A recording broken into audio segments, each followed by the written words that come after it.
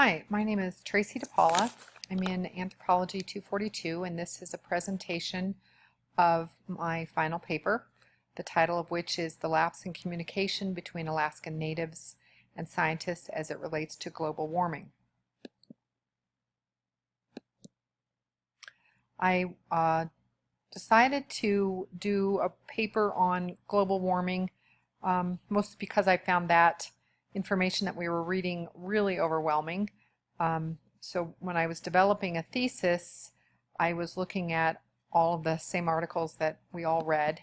Two of the things that really stood out for me were the articles about global warming where there were a lot of scientific facts and figures about Alaska, and then in contrast there were the recordings, especially on Jukebox, Project Jukebox, about the opinions and personal experiences of the Alaskan natives.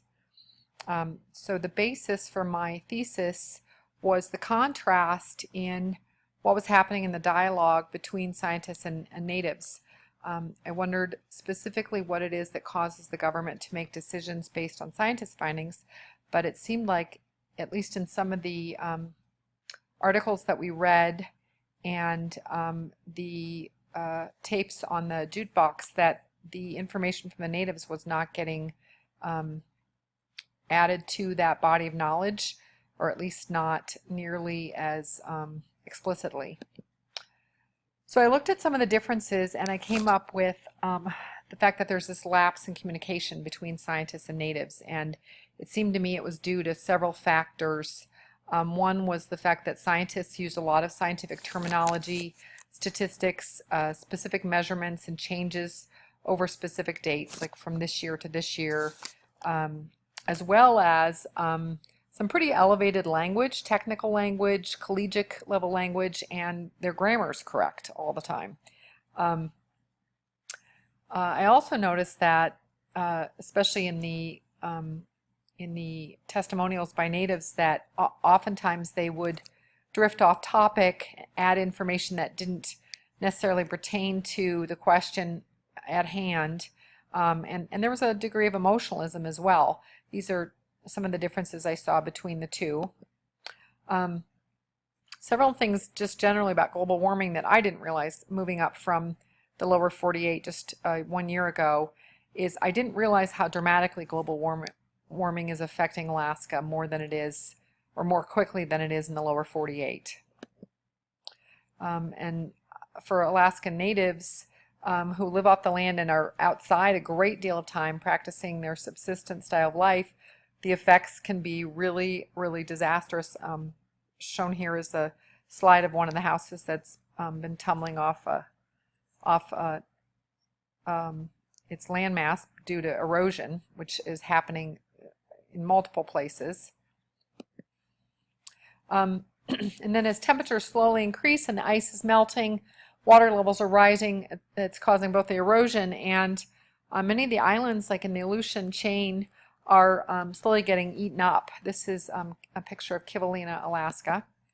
Some of the other problems that global warming is causing are the hunting patterns are having to change because the migration patterns are changing. Moose are slowly moving further and further north.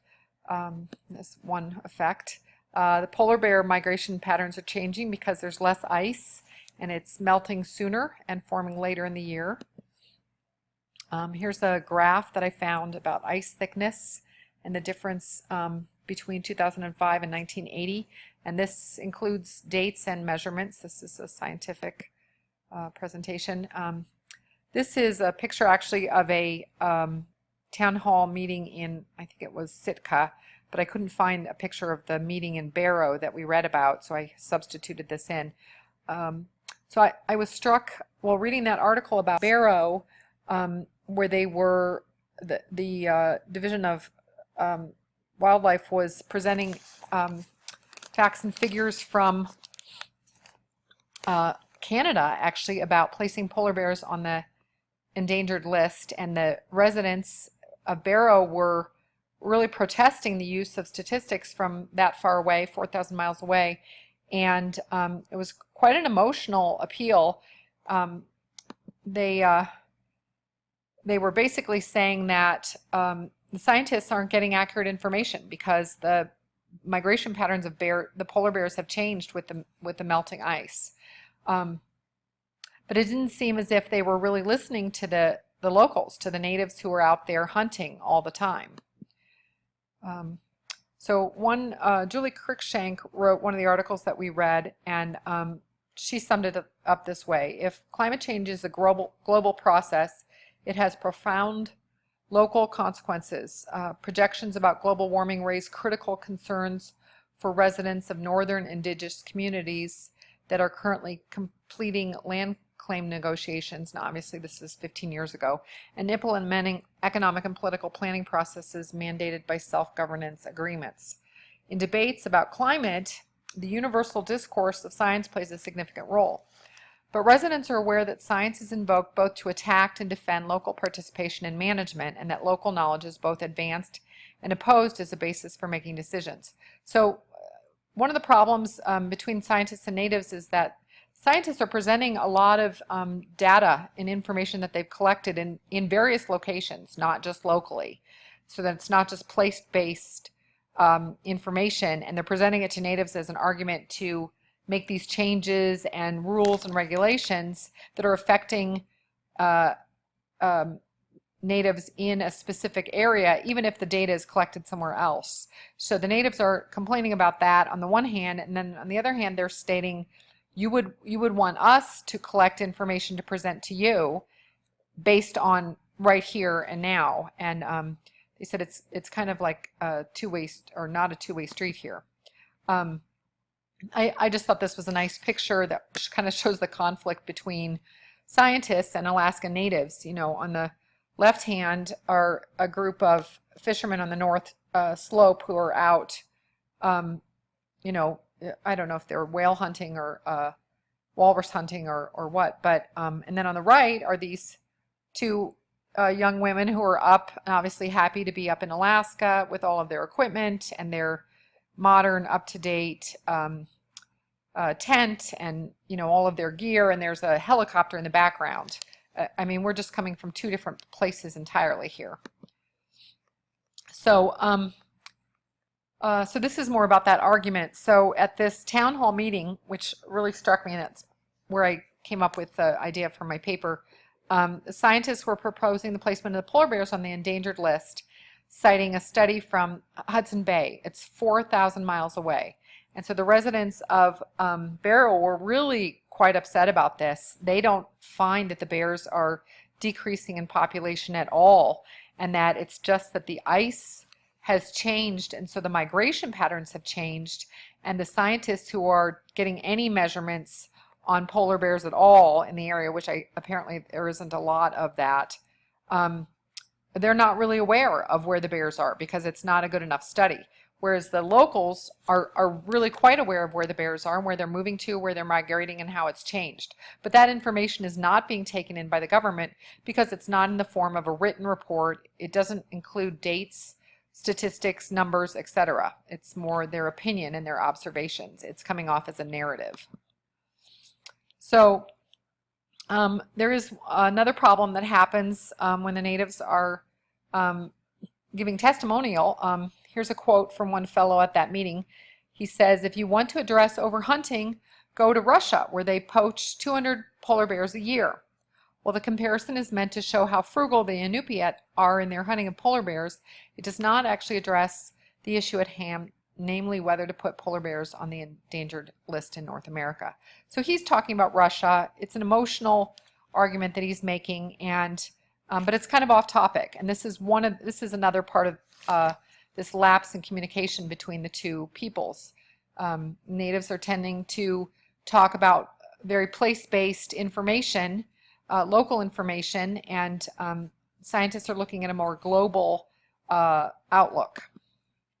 So then I've specified specifically what's happening. Sorry about that. What's happening here. The scientific argument, they're using statistics from Hudson Bay as proof of the need to place polar bears on the endangered wildlife list. They're extrapolating those numbers used to be used globally, and then they're presenting the statistics and findings by the government for inclusion of polar bears on the endangered list. Whereas the subsistence hunters are talking about the effect on the northern slope, specifically in their area. It's a very place-based argument. It's a very local effect. And they're talking about the scientists are refusing to use their information or listen to what the subsistence hunters are saying about the numbers of polar bears.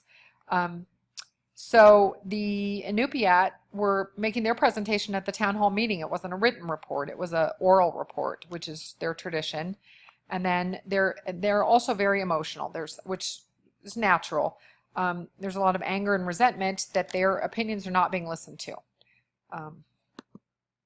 So then I've got just this kind of a look at some of the lifestyle. Alaskan natives living much like Paleolithic peoples, living off the land on a day-to-day basis, gathering food, finding firewood, and living in nature that we cannot even imagine. And it's happening right here in Alaska on a daily basis. And then even Alaskan natives who have one foot in the modern world still are trying to hang on to their traditional lifestyle, and they have a much deeper appreciation for what's happening with the climate. They're very aware of the changes in temperatures and ice thickness and migration patterns and the erosion of the coastal areas, because they're out hunting, trapping daily, fishing, and gathering firewood, a large amount of time spent gathering firewood. So a more specific comparison Don Calloway was an article that we read, and he wrote, sea ice has decreased from about 4.5 million square miles in 1990 to an area of about 2.8 million square miles in 2004. This contraction represents about a 40% decrease in sea ice surface area. And then Caleb Pugawi of St. Lawrence Island, so he's a St. Lawrence Yup'ik, it says it's a lot thinner, it forms later, he's talking about the ice, forming a lot later than it used to in the 50s, and it melts a lot easier. Maybe I shouldn't say melt, he says, dissipate a lot easier, because melt means that it's melting with the heat of the sun and those kinds of things. But there are other factors that play into the dissipation of the ice, and a lot of you, if you were to talk to hunters in the springtime or wherever, if ice conditions were not ideal to them, the ice is real bum this year, they say, and there's a deeper meaning to it in terms of what bum means, okay?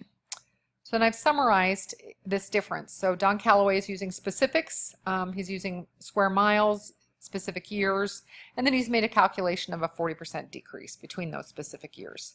Whereas Caleb, who's basically saying the same thing, says that it's forming later, but he doesn't say which year. He talks about an entire decade of the 1950s. He says it's thinner, but he doesn't say how much thinner. There's no calculations being made, and then he used very a term that is probably just slang about the ice, that it's a bum ice. It's not scientific terminology. So my conclusion is that, while it's obvious that global warming is affecting the traditional lifestyle of the Alaskan native, there's a lapse in communication between them and the scientists and government officials about what is happening in Alaska. This lapse is due to a lack of written reports by natives, less specific scientific vernacular, less elevated language and grammar, a lack of specific measurements and statistics about the effects, and a tendency to drift off topic.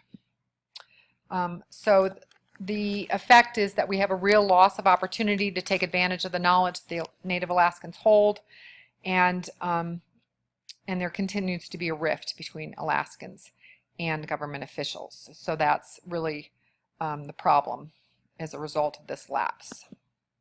And here is my works cited, page 1 and page 2, and these are all things that we had to read for class.